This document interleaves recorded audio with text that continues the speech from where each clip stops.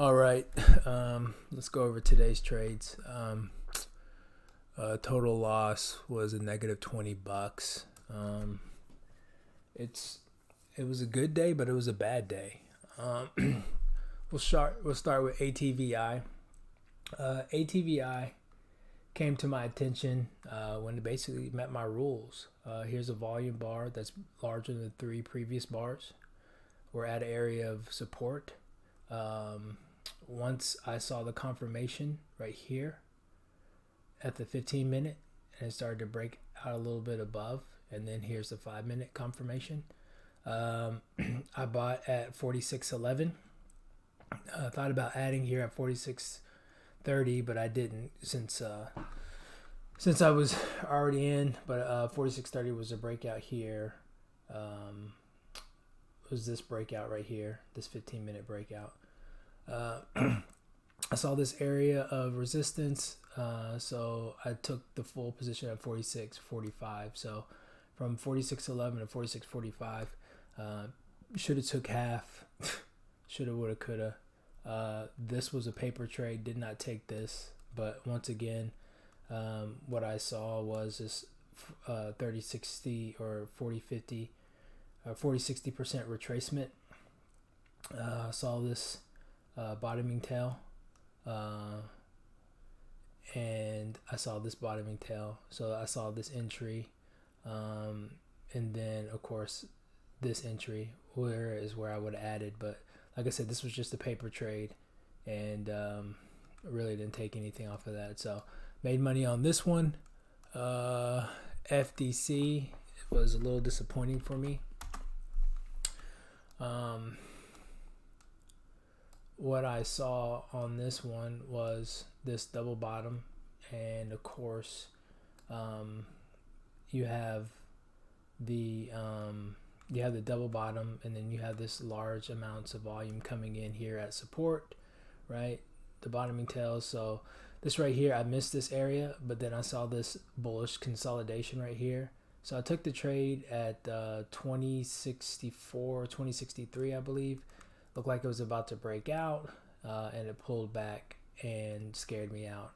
My stop should have been here at 2057, but I just got out basically flat.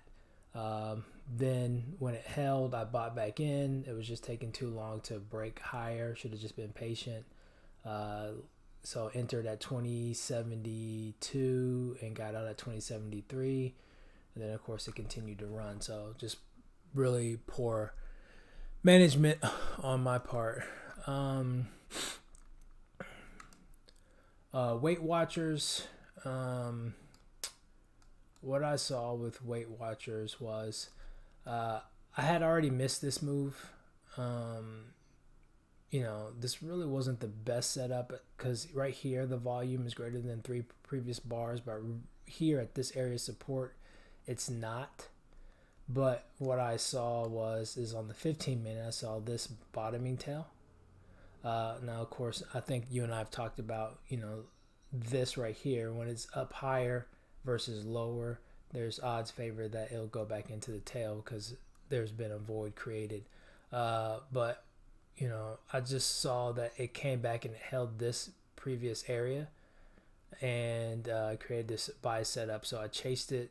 These are 25 shares, 25. So it was a total of 75. I was in the money for a while, hit an area of resistance, and then stopped me out. I later just kind of kept an eye on it and paper traded it. I saw that it was consolidating here at an area of support. The volume was greater than three previous volume bars. The 15 minute was also showing consolidation. There would have been, this breakout would have been a good area to take it at 32.80. But like I said, this was a paper trade and I went to the gym, so lost money on that one. And then my other trade was EFI. So this stock is gapping down because it's projected it's going to miss earnings, it's going to miss revenue, and so it was just overall a bearish stock. What I saw this volume bar. Obviously, it hadn't really had opportunity to do 3, but I saw this volume bar as it headed towards the area of resistance. I saw this area try to play this break right here at 2180, and then of course it pulled back. I thought that, okay, well, maybe it could still go lower, and when it started to hold this 22 area, I got out. I then saw this topping tail, and on the 15-minute, so I figured, because I didn't really give the 15-minute an opportunity to finish setting up, which is what I should have did on the first try, right?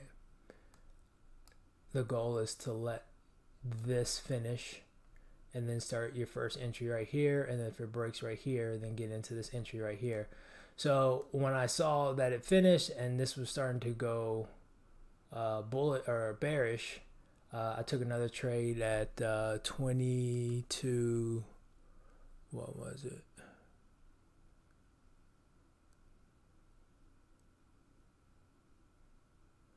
I went back in at 2209, I believe. But I mean, it immediately just, when it didn't flush, especially on the 15-minute, if it's gonna go, it's gonna go.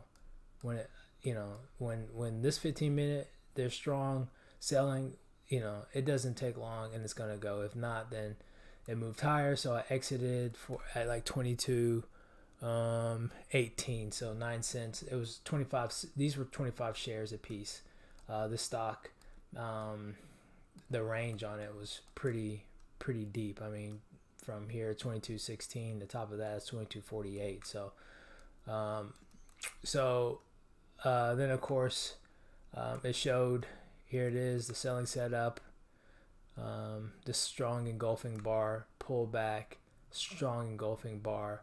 My thinking on this was like, okay, well, if we can get below this 22 and hold, we should look to a flush towards the downside, an all-day fader into this void right here. So I got short below that 22 area, 22.95. I took 25 shares, thinking that, okay, it'll hit this 22 area and then it'll just flush. But it held strong, and then it started with this 45-degree retracement up into this area right here, which I saw as resistance. So I added another 10 shares here at 22.13, and it kept going. And then, when it came back up into this area and it failed, I said, okay, so we should be in good shape. When I basically saw my rules form in front of me, which was, we're at an area of support. Volume bars larger than the previous 3, and the 15-minute looked like it was setting up, and it just wouldn't flush. And then this pennant, I saw this flag. I was looking for this flag break, and I just got tired of waiting and just exited the trade. 22.24. I think it was like a $10 loss. It eventually did go in my direction, hit this area of 22.80, and then came back. So as far as EFII, what I should have did was I should have waited for this 15-minute confirmation to be complete. This wick right here, looking back on it, this long wick isn't the best pivot move, right? The best pivot moves are obviously ones where, like these right here, where the wicks are smaller and they're up higher. They're not completely in here. Not saying that this couldn't have worked, but obviously the entry would have been like right here. What we should have seen is like another red candle here with a preparation for a break. So really, fear missing out, getting in too early, trying to get in early. That was bad. Not waiting for this to form. This right here wasn't that bad of an entry. I'll accept that. That could have gone either way. This right here, getting in at support, gotta wait for this to come down, test this area, at least come down to this area, retest this area, short sell here to move lower, because obviously it's got to resolve this area. So no more getting here unless it's resolved the lower area and pulled back, or resolve this area and pulled back into this area. Would have been good. Obviously, volume comes in at an area of support, or resistance. This is similar to my play, but upside down, right? So you have this right here, this move right here, right? Going the other way, the opposite way. So this would have been a good play to play right here to here. So I'm going to add to my rules, obviously, need to resolve previous area and then pull back before getting into it, versus expecting just to pull back and a go. Unless if it pulls back and immediately fails, then you can get in, but has to show signs of failure. That wasn't a good entry at all. This entry is not that bad. These two entries are horrible. With ATVI, should have sold half right here at this area support. And then just, I could have hid behind each candle. Usually when it's real strong, these 5 minutes, you can hide behind each candle in the 5 minute until it takes you out. ATVI, FTC, should have had a, just respect my stop versus, worrying about it. Just have to respect my stop.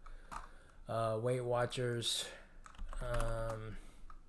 not a bad trade, but really not the best trade.